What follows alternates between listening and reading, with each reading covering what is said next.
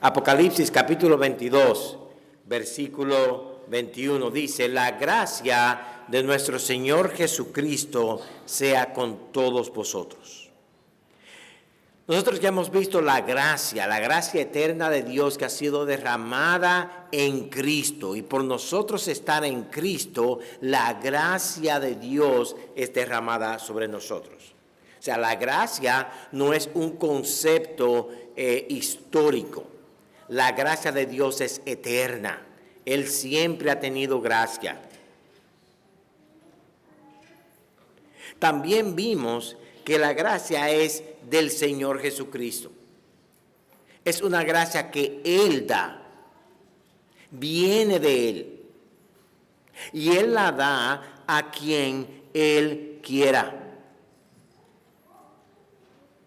Y el favor de Dios Padre sobre Cristo se nos da a nosotros por gracia. Nuestra iglesia tiene como nombre la Iglesia Bíblica de la Gracia.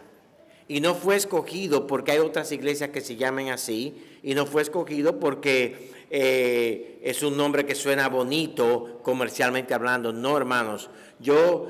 Nosotros como pastores aquí, los hermanos aquí que conocen las Escrituras, queremos que cada uno entienda que nosotros somos lo que somos por la gracia de Cristo. Nada es de nosotros.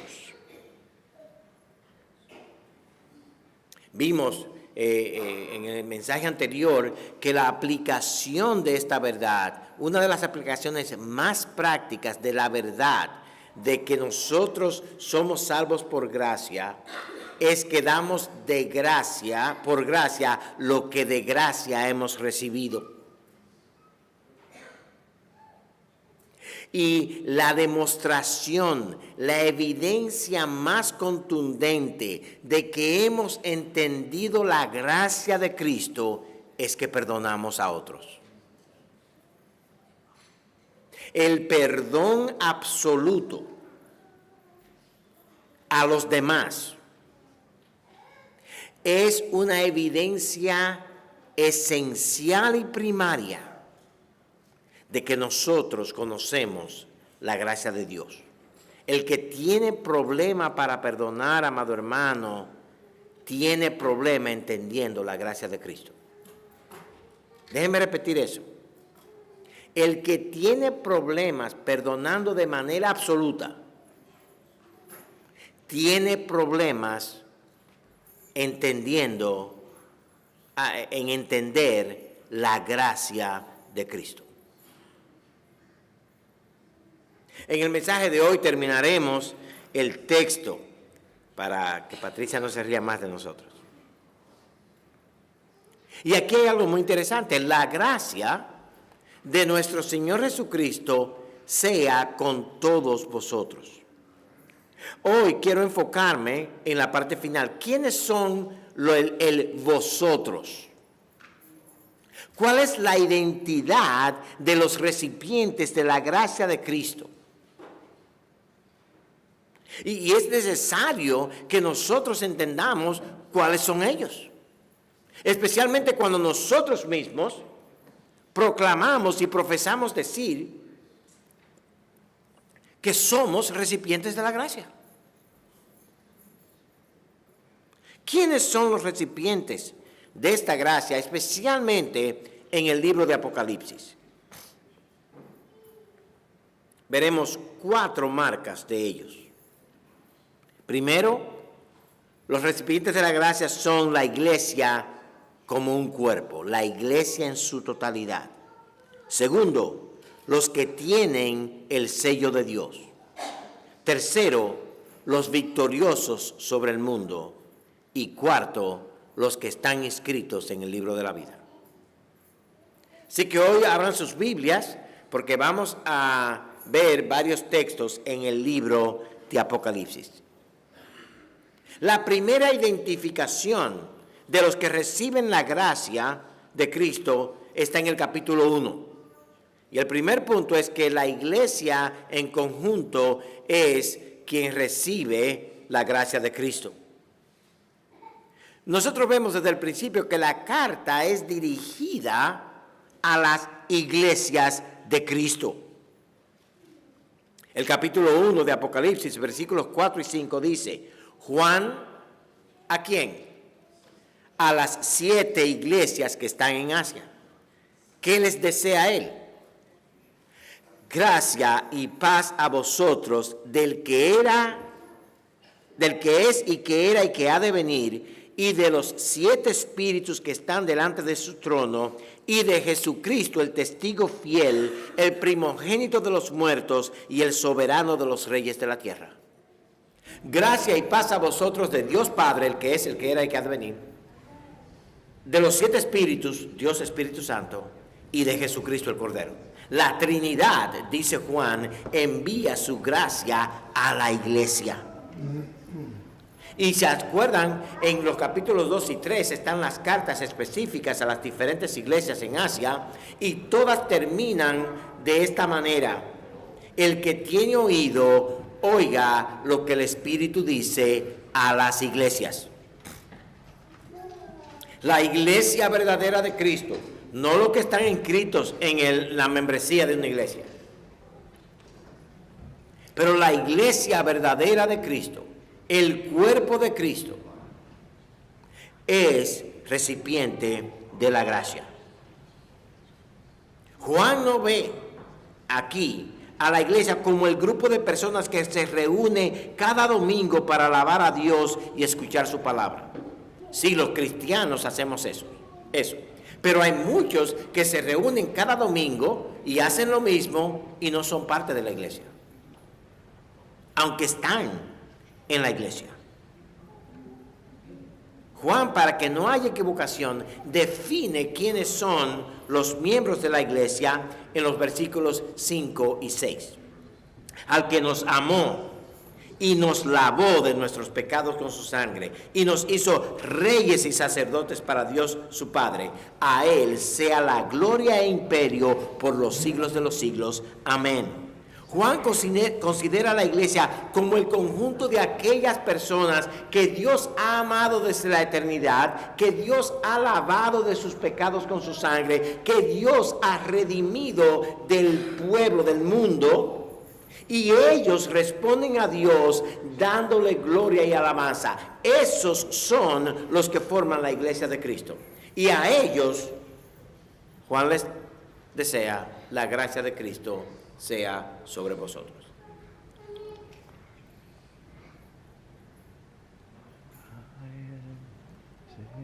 Los amados de Dios no se pierden. Los amados de Dios no viven en el pecado ni para el mundo. Los amados de Dios han sido librados del pecado por el Evangelio. Ellos no son del mundo.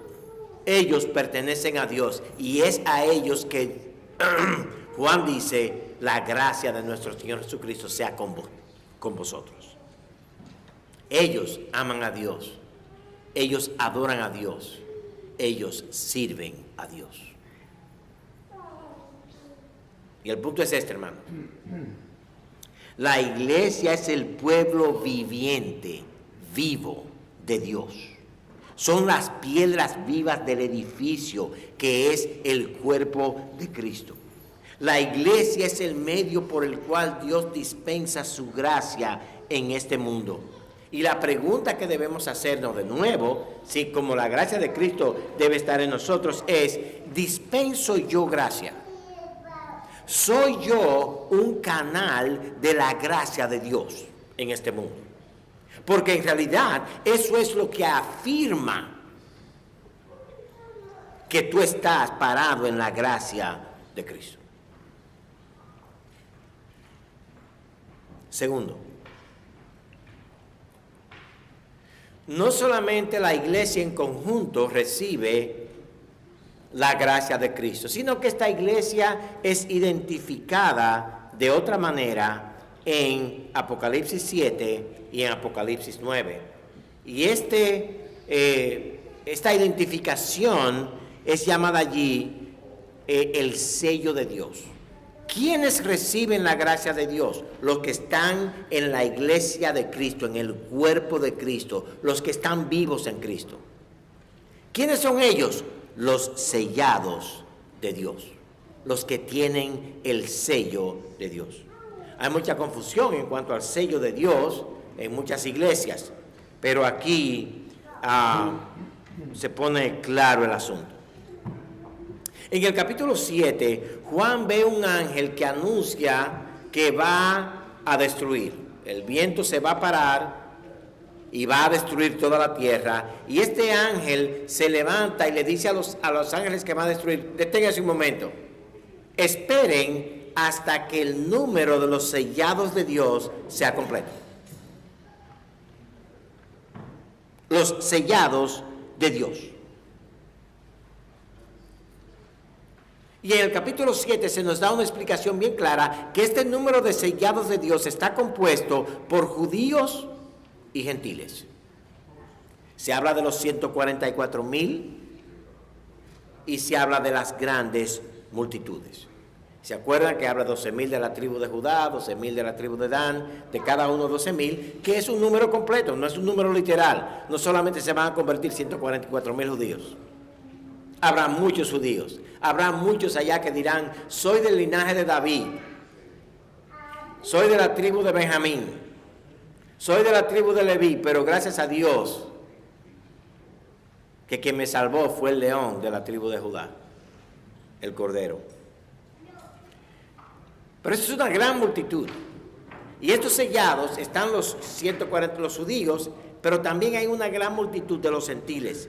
Dice Apocalipsis 7, 9 y 10 lo siguiente: después de esto miré, y he aquí una gran multitud, la cual nadie puede contar, de todas naciones y tribus, pueblos, lenguas, que estaban delante del trono y en la presencia del Cordero, vestidos de ropas blancas y con palmas en las manos, y clamaban a gran voz diciendo: la salvación pertenece a nuestro Dios, que está sentado en el trono, y al Cordero. Estos sellados responden a la salvación dando alabanza a Dios por lo que Él ha hecho. Pero noten, hermanos, que estos sellados están vestidos de blanco, de ropas blancas, que ya vimos significa la justicia de Cristo. Ellos han sido sellados por Dios. Han sido vestidos de la justicia de Cristo. Ahora están vestidos de lino fino. Dios los ve como perfectamente limpios. Pero ¿cuál es el sello de Dios? ¿Con qué Dios sella a su pueblo? ¿Qué enseña la Escritura? Que todo cristiano tiene como sello. Efesios 1 nos habla de las bendiciones que hemos recibido en Cristo Jesús. Hemos sido elegidos, escogidos de Dios, predestinados, adoptados, redimidos, perdonados. Pero Efesios 1, 13 y 14 nos indica que también hemos sido sellados por Dios. Y Efesios capítulo 1, versículos 13 y 14 dice: en Él también, o sea, en Cristo Jesús, vosotros, habiendo oído la palabra de verdad, después de escuchar el evangelio de verdad, el evangelio de vuestra salvación, y después de haber creído en Él. Oiga esto, hermano. Habiendo oído la palabra de verdad, el evangelio de vuestra salvación, y habiendo creído en Él, fuisteis sellados con fuego y con brincos de algarabía. No. ¿Fuisteis sellados con la estampa de la Iglesia Bíblica de la Gracia? No. ¿Fuisteis sellados con temblores? No.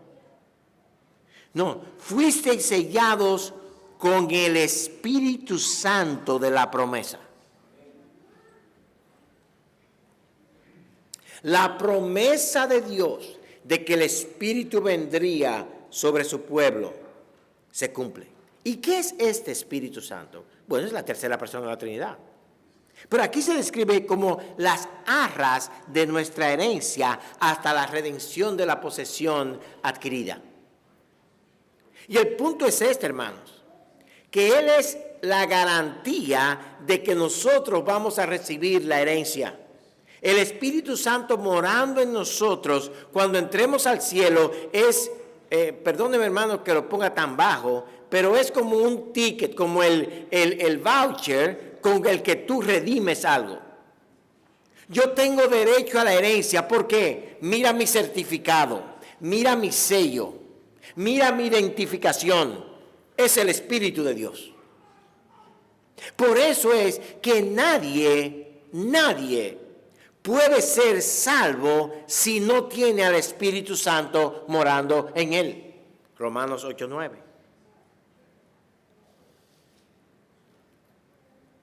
Los que reciben la gracia de Dios son los sellados por Dios con su Espíritu. Son los que tienen la naturaleza nueva del Espíritu Santo en sus vidas.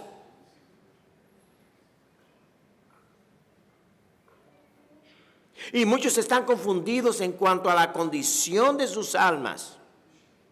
Y no saben si tienen el sello de Dios o si están salvos o no. Pero hay algo aquí presente, hermanos.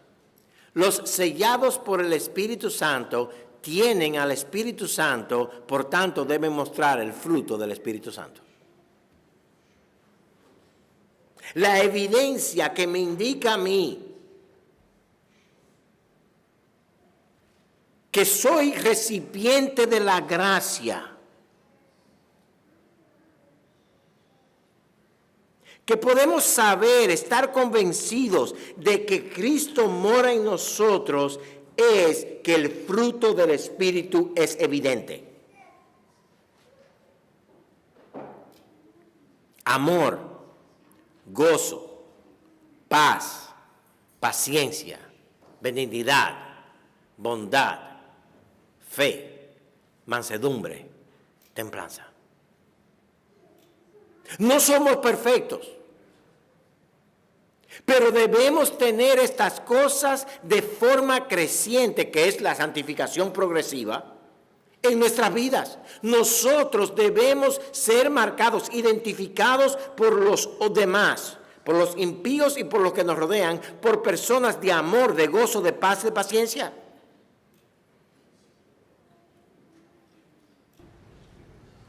¿Quiénes son vosotros los que reciben la gracia? Los que tienen el fruto del Espíritu como evidencia en sus vidas.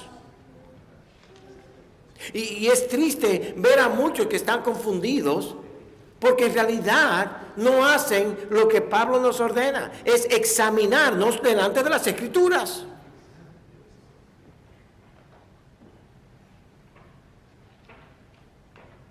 Toma ese texto. Amor, gozo, paz. Esa es la marca de tu vida. Eso le indica que un día no hay un día malo.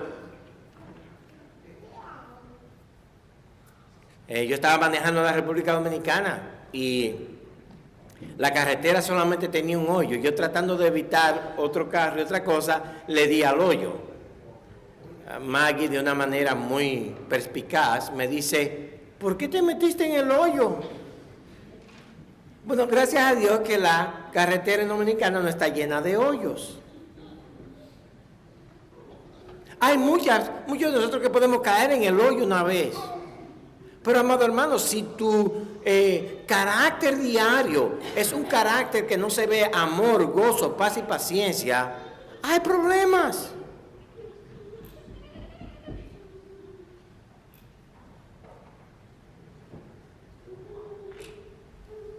Mírate en el espejo de la palabra.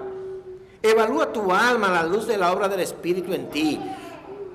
Nadie debe estar confundido en cuanto a la condición de su alma.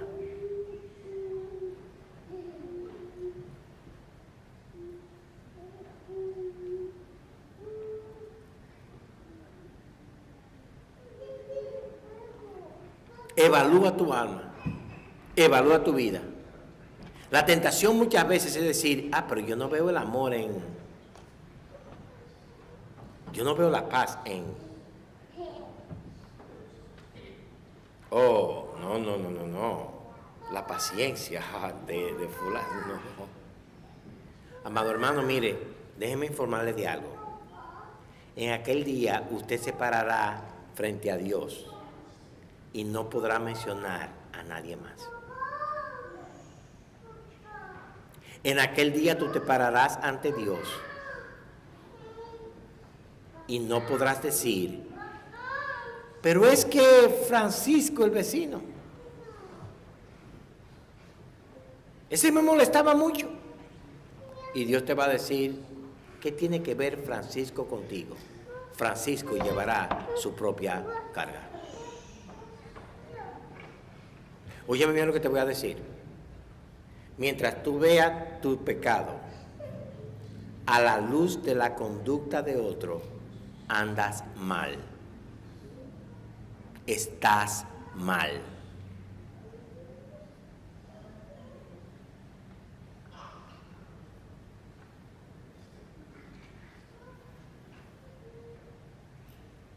La gracia de Dios está sobre ti si el Espíritu Santo mora en ti. Y si el Espíritu Santo mora en ti, el fruto del Espíritu será evidente en tu vida. Eres de los sellados de Dios. Número 3. Hay otro grupo, el mismo grupo se identifica de otra manera en Apocalipsis 15. Y es que ellos, además de ser la iglesia verdadera, además de ser los sellados de Dios, ellos son victoriosos sobre el mundo. Victoriosos sobre el mundo. La gracia de Dios y del Cordero reposa sobre los que vencen al mundo. En Apocalipsis 15, Juan ve 7 ángeles que tienen las 7 plagas postreras, en la cual Dios va a derramar su ira total. Y Juan dice que esta ira es para los impíos, para los que no son parte del reino de Dios. Pero además, Él ve a los que no recibirán la ira. Y los ve como aquellos que tienen la victoria sobre el mundo. Y ellos no van a ser afectados por las plagas.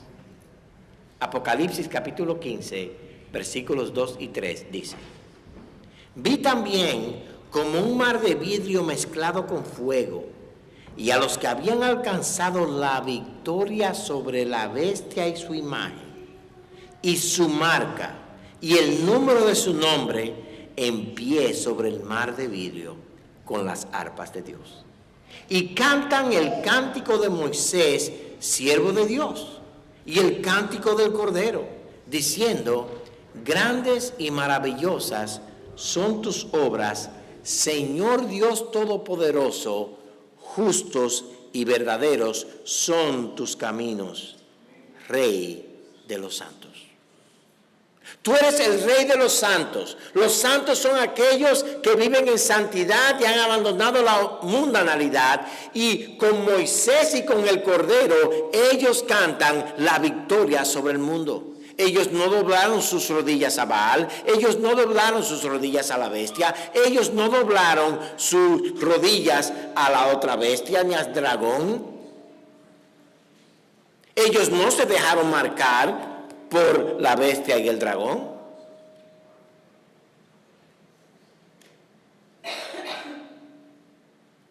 Y lo interesante es que es el cántico de Moisés. ¿Cómo se convirtió Moisés? En Hebreos 11, 24 a 27 está la historia, no lo vamos a leer, pero déjenme decirle brevemente para recordarles. Moisés llegó a la edad madura y se fue presentado con los sufrimientos de Cristo o los placeres pasajeros del mundo, Moisés venció al mundo por la fe. Él despreció al mundo para abrazar a Cristo. Y ahí está la victoria del creyente. La gracia de Dios reposa sobre los que rechazan al mundo y la manera de vivir del mundo. El mismo Juan, en su primera carta, nos enseña esto en un texto bien conocido. Primera de Juan, capítulo 2, versículos 15 y 16. Y dice el texto: no améis al mundo, ni las cosas que están en el mundo. Si alguno ama el mundo, el amor del Padre no está en él. ¿Por qué? Porque todo lo que hay en el mundo, los deseos de la carne, los deseos de los ojos y la vanagloria de la vida, ¿qué dice el texto? No proviene del Padre, sino del mundo. Y el 17 añade: y el mundo pasa y sus deseos, pero el que hace la voluntad de Dios permanece para siempre. Amado hermano, óyeme bien. Si no ser del cuerpo de Cristo, ser del cuerpo de Cristo es un poco confuso para ti, ok. Si el sello del Espíritu Santo es un poquito confuso para ti, bien. Pero tú sabes si tú estás viviendo para Dios o para el mundo.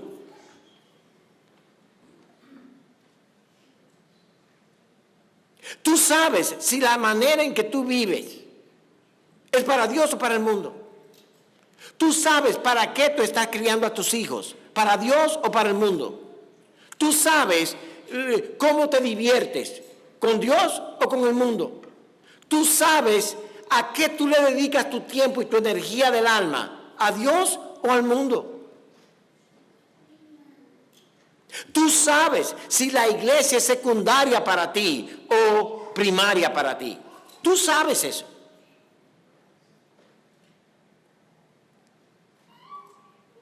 Tú sabes si tú trabajas para ganar cosas, para comprar el mundo, o trabajas para comprar la expansión del reino de Cristo. Tú sabes eso.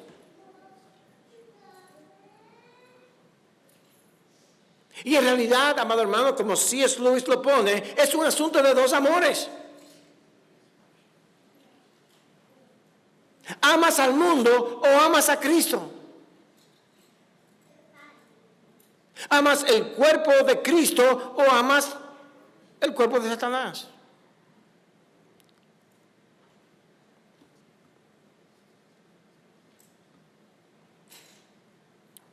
Los que reciben la gracia de Cristo no tienen un pie aquí y un pie allá.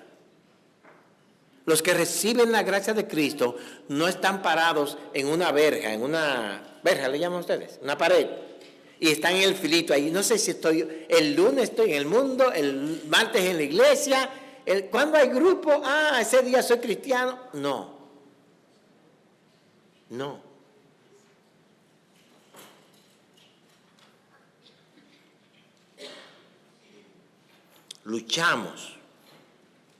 Luchamos los creyentes, los que recibimos su gracia, luchamos para vivir según lo que dice la palabra de Dios en todas las cosas, por lo cual no nos conformamos al mundo.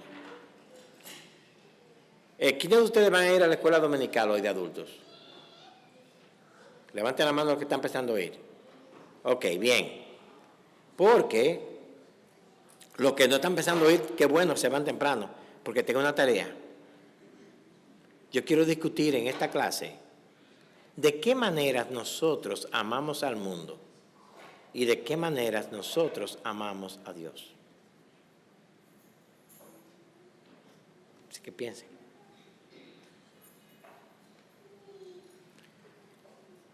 Para tener victoria sobre el mundo, hermanos, déjenme informarles de algo, hay que pelear contra el mundo. La victoria no se obtiene sentados.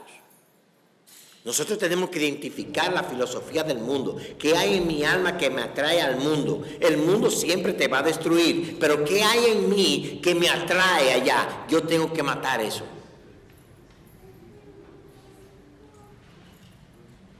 hay que pelear para tener victoria. Por último, hermanos, hay una característica que si ninguna de las tres te indica dónde tú estás, tú tienes grave problema porque yo tengo otra. Pero hay una que no depende de nosotros. Hay una, hermanos, óigame bien, que es gloriosa. Porque viene desde antes de la fundación del mundo. Ahora, el que tiene esta última, tiene las otras tres.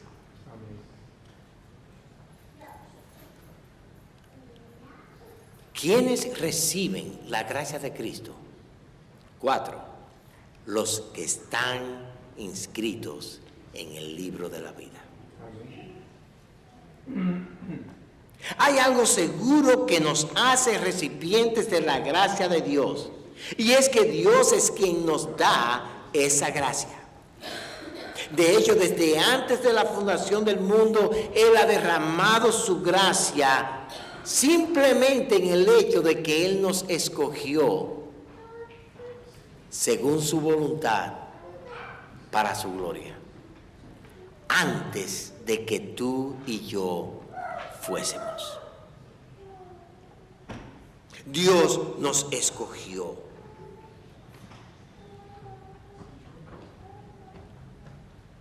Y es interesante, amado hermano. Déjeme repetir esto. El que está inscrito en el libro de la vida tiene las otras tres marcas.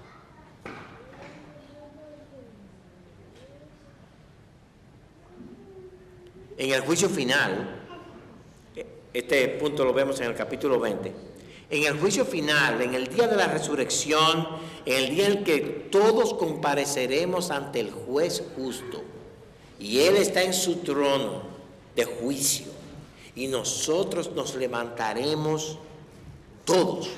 Óigame bien, hermano, lo que voy a decir. En ese día, Satanás, los demonios, los impíos, los creyentes, todos vamos a estar ahí. Todos.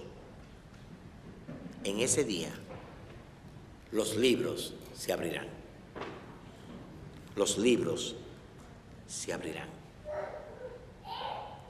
Los que reciben su gracia están inscritos en otro libro. Apocalipsis 20:12. Y vi a los muertos grandes y pequeños de pie ante Dios, y los libros fueron abiertos. Y otro libro fue abierto, el cual es el libro de... Yo quiero oírlo, hermanos. La vida. El libro de la vida. No el libro de la muerte. El libro de la vida. Y fueron juzgados los muertos. Los muertos. Por las cosas que estaban escritas en los libros según sus obras. ¿Y los vivos cómo fueron juzgados?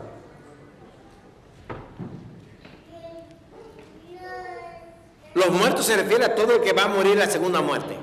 No tienen vida espiritual. Ellos fueron juzgados por los libros. Los vivos no son juzgados por los libros. Los libros, los vivos solamente llaman su nombre. Paulo Lo Mónaco. Venga, usted está vivo. Usted ni sabía que estaba vivo, pero venga, usted está vivo. En ese día, amado hermano, lo que va a resonar como el veredicto, lo que va a condenar es simplemente esto: estás tú escrito en el libro de la vida.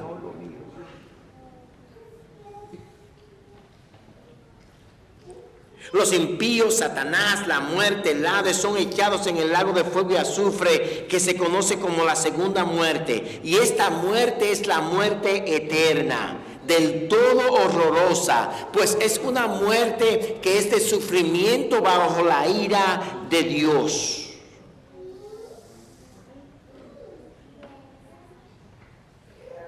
El versículo 15 dice, y el que no se halló inscrito en el libro de la vida fue lanzado al lago de fuego. Si Dios te escogió desde antes de la fundación del mundo, tu nombre ha sido escrito en el libro de la vida del Cordero. Y si tu nombre está ahí, tú perteneces a la iglesia viva de Cristo. Tú vas a vencer al mundo y tú vas a mostrar el fruto del Espíritu Santo.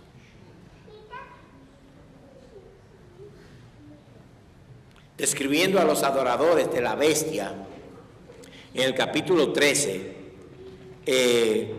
Juan dice, en el capítulo 13, versículo 8, y la adoraron a la bestia todos los moradores de la tierra cuyos nombres no estaban escritos en el libro de la vida del Cordero que fue inmolado desde el principio del mundo.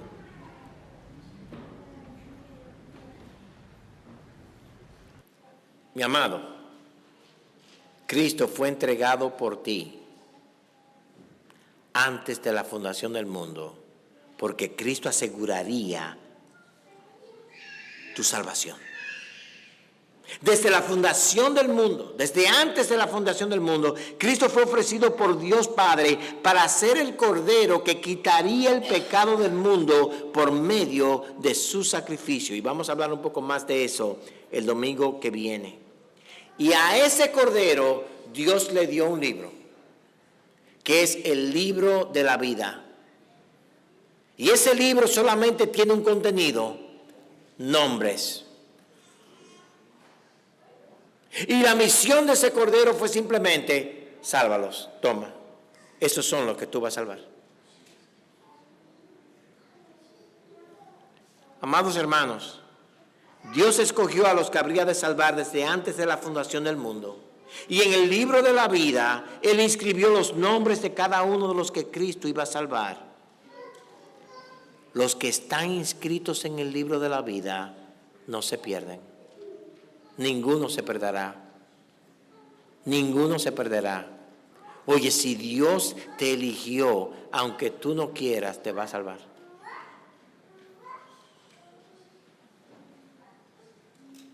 Amado hermano, que Dios nos conceda examinar nuestras almas con honestidad ante su palabra y que nosotros mismos probemos si estamos en la fe por la manera en que vivimos.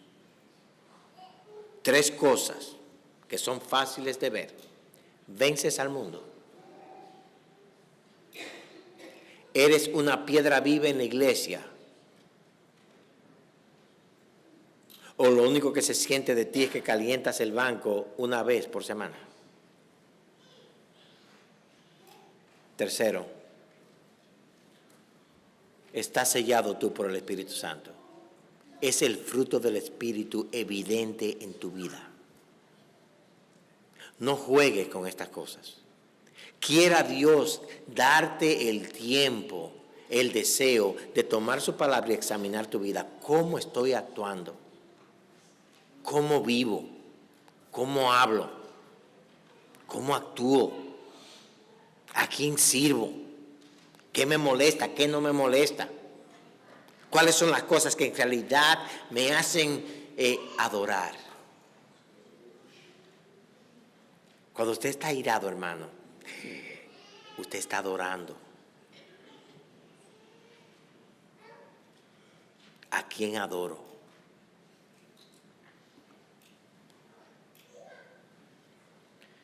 Y el reto es para que vivamos vidas consagradas a Dios y afirmemos la condición de nuestras almas.